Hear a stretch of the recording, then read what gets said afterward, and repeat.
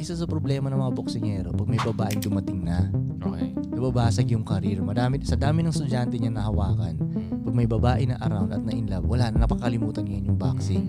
So, tas napapansin ko rin, ang daming nadidistract na ganito, na matindihan na, like, total, nag-flip talaga totally yung storya. Dati, puro boxing lang yun, puro babae na. So, then may napanood akong video kung bakit daw ganun. Ano siya, yung nag-upload ng video niya, businessman siya. Sabi niya, dati, grabe, wala akong ibang ginawa kundi mag-business lang. Para sa akin, lahat ng distraction, ayokong gawin. Sa tingin ko kasi, yun ang paraan para yumaman na mabilis. So, party, iniwasan niya, babae, lahat ng kasayahan, drugs, lahat kung ano man, iniwasan niya. Business lang talaga, umaga hanggang gabi, panat siya ng panat.